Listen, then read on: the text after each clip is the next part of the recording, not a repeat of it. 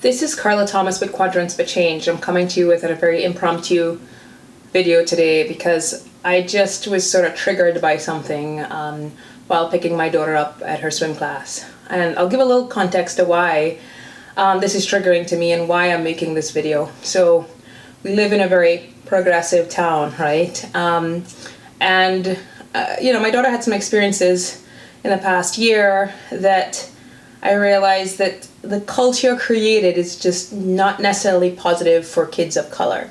And it's really hard when everything is non-intentional and a microaggression to pinpoint how this culture and how these messages are being sent, because nobody has any straight up racist intentions.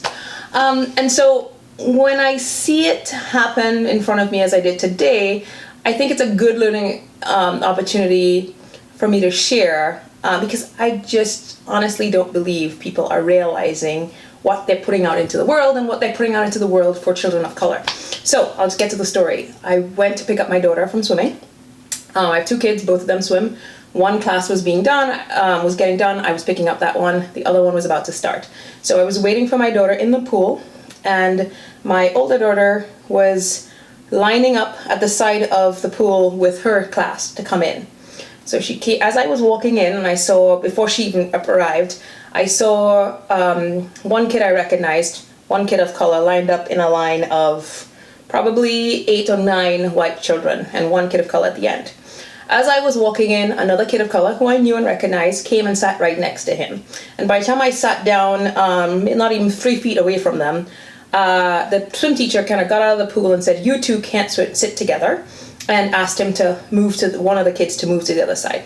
No problem. Maybe they have a history of chatting. So I let it go. It didn't even strike me as anything. So now we have 2 kids of color sitting in a row of probably 8 other white kids. My daughter comes and sits down, also of color. Nothing happens there. About 2 minutes later, 2 brothers, both of color as well, 2 black kids, come and they sit right next to the initial kid. And the teacher, who had gone back into the pool, pops out again and says, "Oh, you two, the 3 of you can't sit together." She pointed to one of the brothers and she had him go down. He attempted to sit like 2 kids down. She said, "No, you need to go further," and separated him and had him go about 5 kids down. And then the other brother did not move. Again, now 2 kids of color sitting together.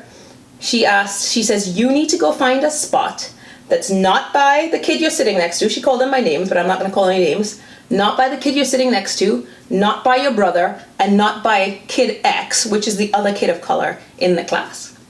So people, we now have 5 kids of color sitting among, probably at this point, because kids kept coming in, a total of 20 kids. And this teacher has now told 4 of the kids of color only 4 boys of color, the only other kid of color was my daughter in that class, that they could not sit together. The first one, I was willing to believe that those 2 kids, tend to get rowdy. But every single time she went back to the pool and then came out again to tell and separate those kids. Do you know what the adult version of that is? Think for a second. South side, west side of Chicago. No more than 4 black men can gather on front stools or gather at corners or gather on the street without the cops breaking them up. That is a law, or was a law, and they're allowed to break them up because they're going to assume that trouble is going to start. It's hard for me to believe, watching that exchange, that every one of those kids tend to have trouble together, right? Or that the 4 black boys in this class of 20 other people are the only ones who ever get in trouble and need to be separated. So we have a situation where that teacher, probably unknowingly, or not thinking, she knew what she was doing, but not thinking about the impact on these kids, pretty much told those kids of color that no kids of color can sit together, they can't associate.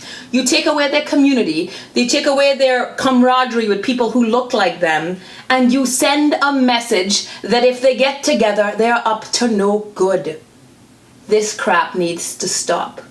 That is what we call a microaggression, because I am sure that if you ask that teacher, she will tell you that she meant nothing by it, that race was not even on her mind when she separated those kids. And I believe her. But guess what? White folks and white teachers cannot continue to walk through this world and continue to move through this world ignorant to the effect that these actions and these microaggressions have on children of color. You sent a message to those black boys today that they cannot be trusted, that when they get together, no good will come from it, and they need to be separated. And that type of stuff needs to be stopped. So I share this story because I want each and every one of you to think about, when you interact with people of color, and in particular kids of color, what are the unintended messages you are sending? What are the unintended messages you are sending to them when you interact with them? Signing out.